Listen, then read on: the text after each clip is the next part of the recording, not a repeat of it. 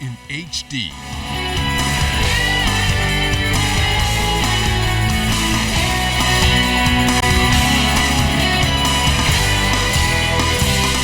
ZNS Network presents The Bahamas Tonight.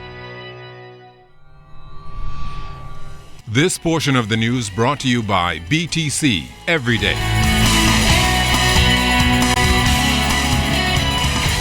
Good evening, everyone. I'm Keishla Adderley. Thanks so much for joining us. Topping the news tonight, following a decision by the U.S. Embassy to prohibit its staff from patronizing Bahamian jet ski operators, industry stakeholders have come together to say enough is enough.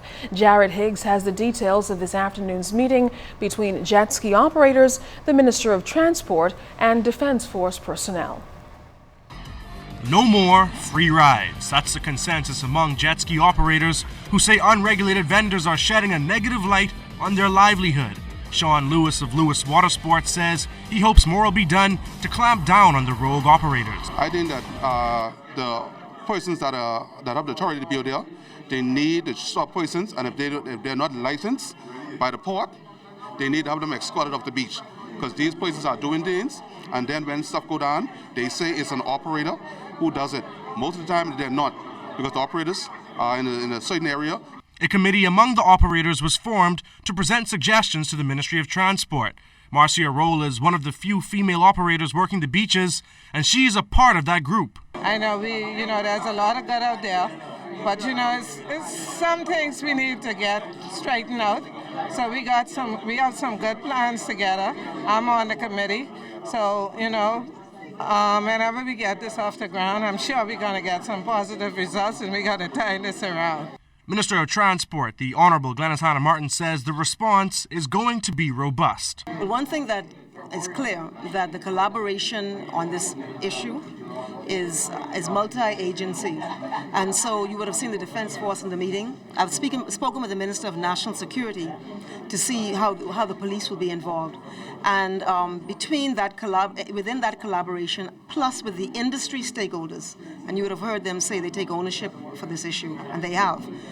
Between all of these stakeholders coming together, that out of that we will create an environment that makes it very, very difficult for someone to go in a contrary way. This action comes after the arrest of an unregulated jet ski operator for allegedly raping a visitor on a deserted island off Cabbage Beach. In response, the U.S. Embassy issued an advisory prohibiting its staff from patronizing jet ski operators and strongly advising its citizens to refrain from using the services as well.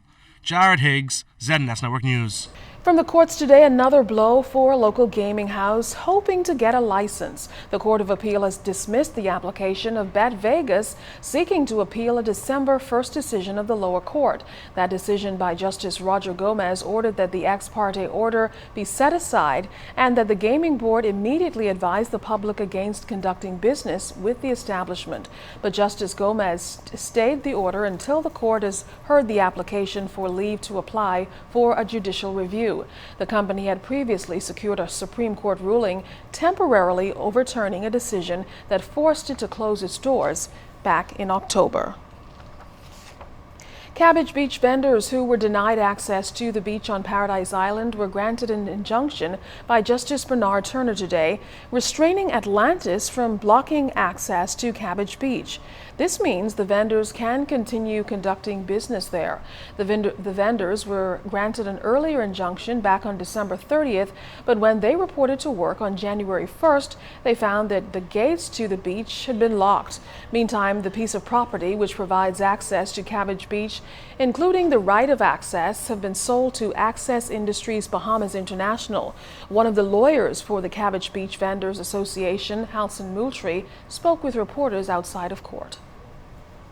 What's very important about the decision today is that the letter of the 29th of December 2015, which indicated that there is a willingness on the part of the new owner to extend the deadline for 60 days, which in effect was a self-imposed injunction by the new owner.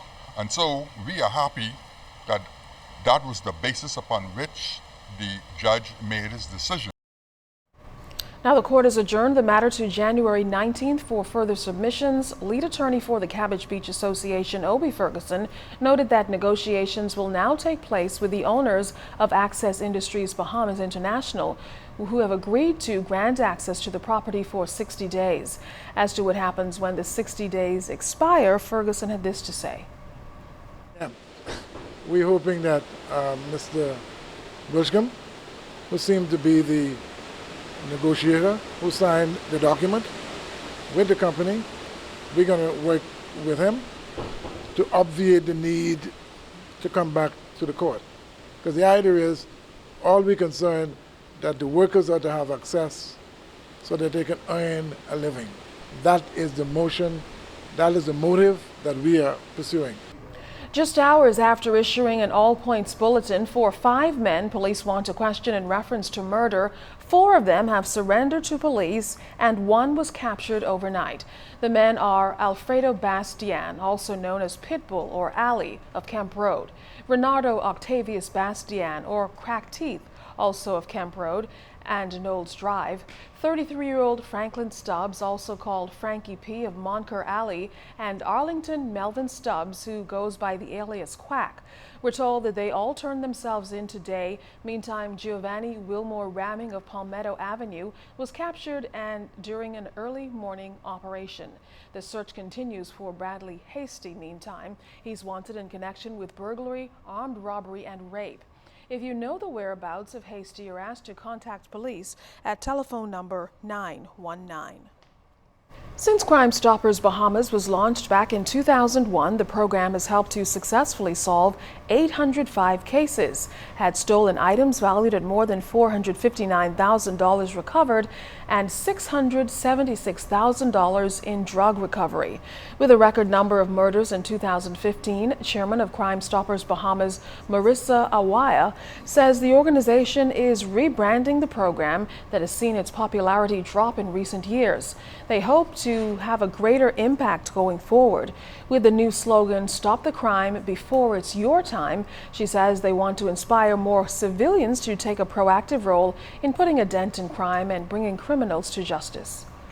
So we realize the need to reactivate and really go forward and push the program on a much more visible basis. So in that regard, that is why we are starting in 2016 to start our program and get it going. And you will be hearing a lot more about us as we bring different programs on stream that we think can work to help bring reduce the crime in the Bahamas. Another point that is important for Crime Stoppers is in the prevention of crime. So as we get the program again revitalized and running, we will start trying to do stuff with the development of the youth and working with the youth in prevention. Now, the organization, comprised of civilians, also plans to launch an app later this year. Any information provided to the organization, which is part of Crime Stoppers International, is completely anonymous, with all calls answered in Miami, Florida, and in Toronto, Canada. The local team has no details about the information provided or the people who give the tips, and only help with facilitating reward money. Board members say they believe in the initiative. Felt as though if we had somewhere that persons can trust someone different from the police, they would report incidences that they know is about to happen or has happened. This program now offers that facility to Bahamians who may not feel confident before to passing on information directly to the police. This now offers an opportunity to not do that, but go to a totally anonymous process and be able to assist and help in their own communities, actually.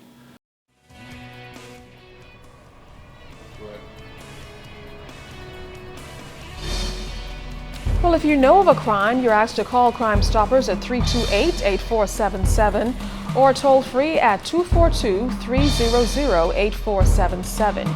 You can also check them out at www.crimestoppersbahamas.com.